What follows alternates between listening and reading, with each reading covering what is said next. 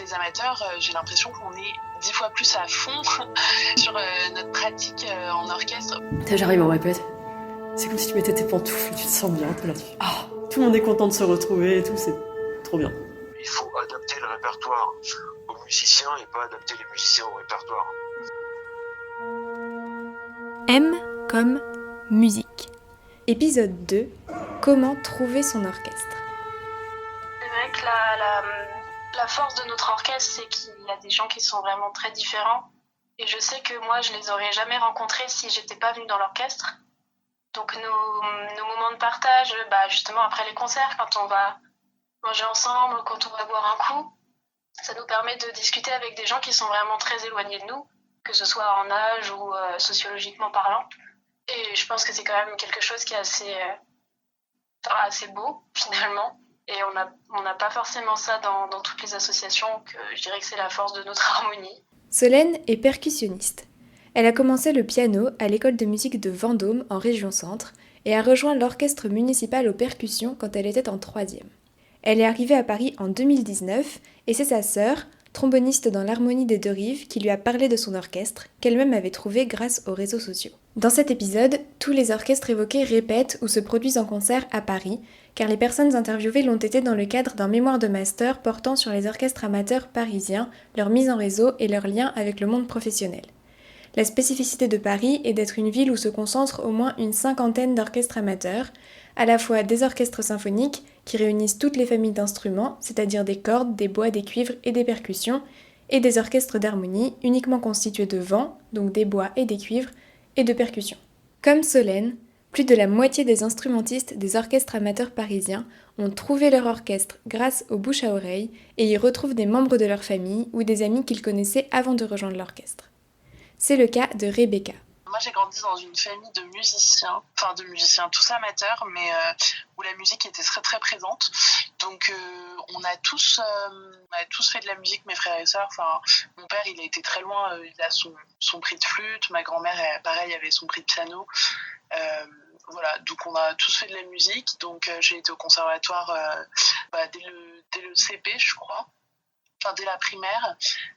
Après, j'ai fait les chams en primaire aussi, les classes horaires aménagées. Donc, je faisais et de la chorale et de l'orchestre. Alors, c'était un petit orchestre, hein, c'était pas les trucs symphoniques, mais c'était un petit orchestre. On avait souvent des morceaux. Je me rappelle qu'on a fait les 4 saisons adaptées pour un orchestre de premier cycle. Enfin, voilà.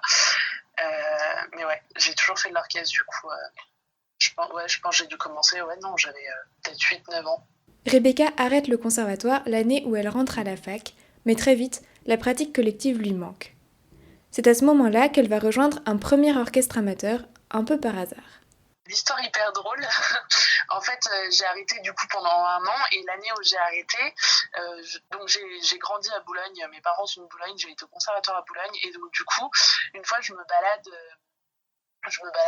dans le centre de Boulogne, pas très loin du conservatoire, et en fait, je croise une de mes profs de solfège, mais une de mes profs de solfège que j'avais eu quand j'avais elle m'a eu de mes 6 à mes 8 ans. Et donc là, j'avais 18 ans, elle m'a croisée dans la rue, elle m'a reconnue, et puis elle m'a dit, mais tu fais toujours de la musique? Et j'ai dit, j'ai arrêté, mais là, je cherche à reprendre, justement, et elle me disait qu'elle avait créé un petit orchestre amateur au conservatoire de Boulogne, parce qu'il y a très peu de pratiques amateurs à Boulogne. Et donc, du coup, elle avait créé cet orchestre-là. Donc, j'ai connu les orchestres amateurs comme ça. Donc, c'était l'ensemble Arcana à Boulogne. Et en fait, en parallèle, elle a fait 1 an de direction avec l'OSUP. Du coup, je me suis retrouvée à l'OSUP et je suis restée super longtemps à l'OSUP. Et je pense au bout de 2-3 ans, j'ai découvert qu'il y avait plein d'autres orchestres. Et voilà. L'OSUP, c'est l'Orchestre symphonique interuniversitaire de Paris. Créé en 1972 en tant qu'orchestre des universités de Paris-Jussieu par des étudiants et professeurs, il accueille majoritairement des universitaires, mais pas que. Idem pour le COJ, abréviation des chœurs et orchestres des grandes écoles. Les orchestres de la formation symphonique et de la Philharmonie du COJ, respectivement créés en 1982 et 1988, étaient initialement rattachés à Polytechnique et HEC, mais sont désormais ouverts à tous les candidats, sans obligation d'être étudiant. Mon intérêt premier pour le collège, c'était vraiment de trouver un orchestre où, musicalement, il y avait des choses différentes de ce que je connaissais jusqu'à maintenant, avec un peu plus d'exigences techniques et musicales. Mais je me rends compte aussi, si j'ai arrêté Coj, alors que je recherchais ça et que j'ai pas arrêté les autres, c'est parce que dans les autres, je trouve d'autres choses. Il y a le côté social aussi, beaucoup, parce que la plupart de mes amis les plus proches, c'est des amis de l'orchestre. Mais ouais, je pense que les deux principales choses que je cherche, c'est avant tout l'exigence musicale et le côté social de la musique. Depuis 2014, Rebecca joue en moyenne dans 2 orchestres par an et donne chaque année entre 15 et 20 concerts. Dans chaque orchestre, elle a trouvé quelque chose de différent. Un niveau technique exigeant au Coj, une ambiance amicale au Studio Orchestra et à l'ensemble musical Furiante, 2 orchestres qui partagent d'ailleurs une partie de leurs effectifs. Comme l'évoquait Solène au début de cet épisode, les orchestres amateurs rassemblent des personnes d'horizons divers, qui cherchent à être en harmonie sur le plan musical d'une part, en produisant ensemble des sons agréables, et sur le plan social d'autre part, en s'accordant humainement les unes avec les autres. C'est le sens étymologique des sociétés philharmoniques du XIXe siècle, des sociétés de personnes qui aiment l'harmonie. Pour Kevin, ce goût de la pratique collective est né suite à un stage d'orchestre. Dans ma famille directe, ni mon père, ni ma mère, ni mon frère ne font de la musique, mais c'est ma grand-mère qui m'a incité à aller au conservatoire, enfin qui m'a inscrit au conservatoire. J'ai fait le conservatoire pendant une dizaine d'années, peut-être un peu plus, à la clarinette. Donc solfège, cours de clarinette, et puis les petits ensembles aussi, un peu de brass band, d'orchestre, ce genre de choses. Mais moi, après, j'avoue que j'ai vraiment découvert l'orchestre. C'était pas trop au conservatoire, parce que là, c'était pas ouf. Le niveau de l'orchestre, il était pas ouf. Mais j'avais fait un stage de musique d'orchestre. Je sais plus, j'avais 14 ans, un truc comme ça. Et j'avais trouvé ça assez fou. On avait joué la symphonie inachevée de Schubert. Donc, ouais, j'avais trouvé ça assez fou. Kevin est ingénieur géomaticien.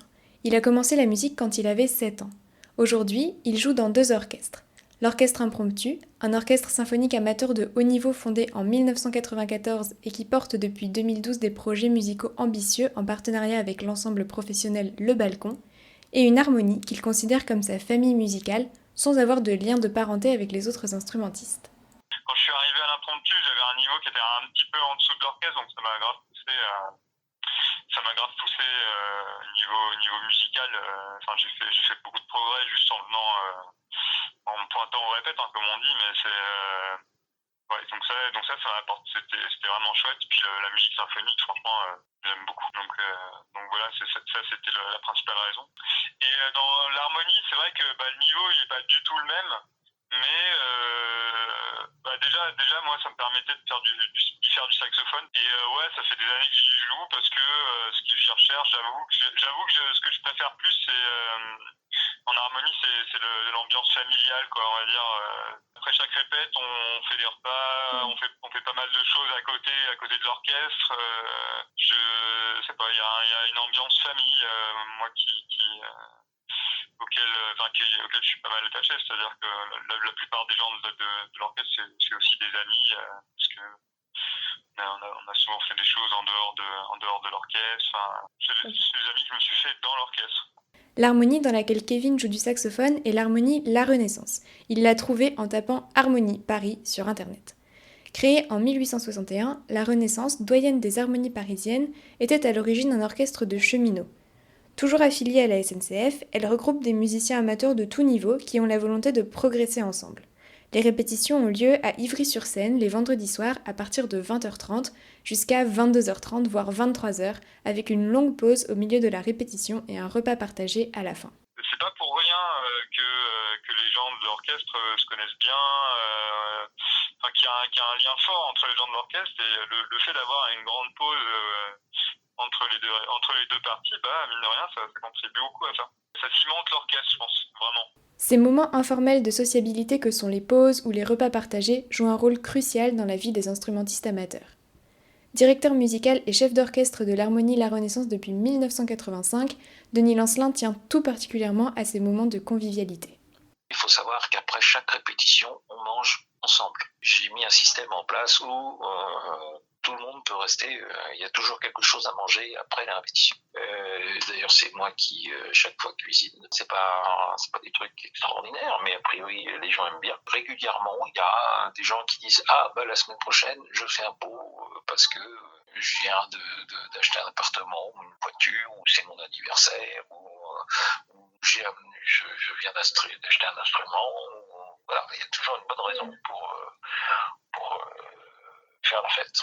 L'ambiance chaleureuse qui caractérise la Renaissance est aussi due aux tournées organisées par Denis Lancelin dans de nombreuses régions de France, en Belgique, aux Pays-Bas, puis jusqu'au Québec et aux Açores. Ces tournées, qui s'apparentent à des vacances entre amis pour les musiciens, ont permis de redynamiser l'orchestre et de renforcer les liens entre ses membres. Car un orchestre, c'est avant tout un groupe constitué d'une multitude d'individus qui doivent s'organiser pour mener un projet commun. Comment gérer un orchestre associatif ? Ce sera le thème du prochain épisode. M comme musique est un podcast écrit et réalisé par Savannah Guillon. Il est hébergé sur Audioblog.